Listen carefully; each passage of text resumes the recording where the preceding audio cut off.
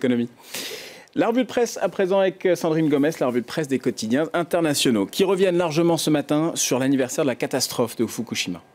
Oui, effectivement, Cyril. Et bien sûr, c'est la presse japonaise qui en parle le mieux ce matin, puisque le Japon a vécu la pire catastrophe naturelle et industrielle de son histoire. Et mieux que des mots, le Japan Times a choisi d'illustrer cet anniversaire. Vous allez le voir par des photos aériennes. Avant, après, vous le voyez à l'image, cette localité de Onagawa-sho sur le littoral est complètement défigurée. On voit la majeure partie des bâtiments et des habitations qui ont été rasés. Voilà. On est ici à une centaine de kilomètres de la centrale de Fukushima, dans la préfecture de Miyagi. Et ici, le Japan Times revient aussi sur le sort de ces retraités, car ce sont eux qui, en majorité, sont revenus, qui ont eu le courage de revenir dans leurs habitations, où ils n'ont pas eu d'autre choix, comme Yasukatsu, qui a 74 ans. Il est donc revenu dans sa maison, où les murs sont encore fissurés, le papier peint est encore déchiré. Il a reçu des aides du gouvernement municipal pour réparer sa maison, mais ce montant n'a pas suffi pour tout réparer. Sa petite pension, lui dit-il, lui permet tout simplement tout juste de se nourrir, d'autant qu'il doit aujourd'hui s'occuper de son fils, désormais handicapé depuis la catastrophe. C'est une catastrophe qui a marqué profondément et psychologiquement les Japonais, et on s'en rend compte à la lecture de la presse japonaise.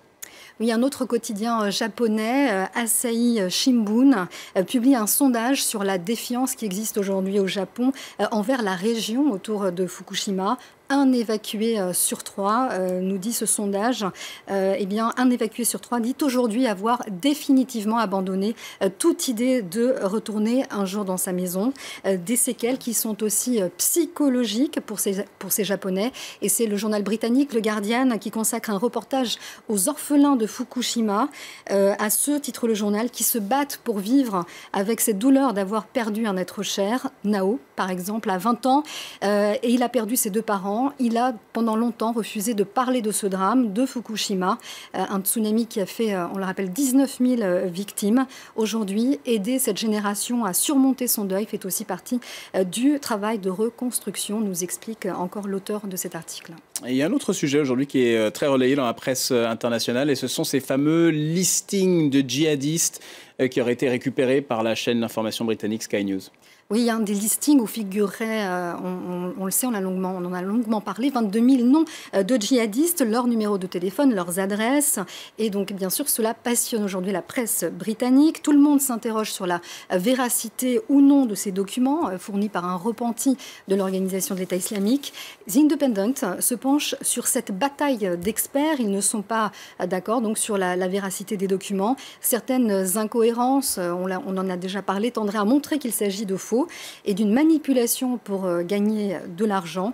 Le Guardian, pour sa part, titre lui sur les agences de renseignement britanniques, américaines, mais aussi allemandes, qui examinent en ce moment des milliers de documents. On nous dit que des informations qui datent par exemple de 2013 seraient aujourd'hui dépassées. 14 Britanniques qui figurent sur ces listings ont pu être identifiés, auraient en tous les cas, nous dit ce quotidien, été tués. Le journal britannique pense, lui, pour sa part, que certaines informations seraient exactes, puisqu'il a pu vérifier que l'un des numéros de téléphone d'un des djihadistes qui correspond effectivement à un djihadiste, au numéro utilisé par un djihadiste britannique. Alors, ces informations pourraient être précieuses, nous dit encore un journaliste allemand, un journal allemand, pardonnez-moi, le Süddeutsche, qui a publié des extraits de ces listings. Ce sont des informations précieuses pour ce journal. Dans la lutte contre les djihadistes allemands partis combattre en Syrie, il serait environ 300. En effet, nous dit ce quotidien, l'État allemand peine aujourd'hui à poursuivre les Allemands qui sont partis combattre donc en Syrie. Leur appartenance à l'organisation de l'État islamique est difficile à prouver, et donc ces listings pourraient faciliter les poursuites judiciaires. Le dernier article que vous avez sélectionné pour nous, c'est sur une énième fusillade aux États-Unis. Oui, c'est un peu un marronnier aux États-Unis. Cette fois, donc, la fusillade a eu lieu lors d'un barbecue en Pennsylvanie. 6 morts, 2 suspects sont actuellement en fuite. Alors, la presse américaine s'interroge une nouvelle fois sur ces tueries sur un fléau. L'an dernier, il y aurait eu 330 tueries aux États-Unis.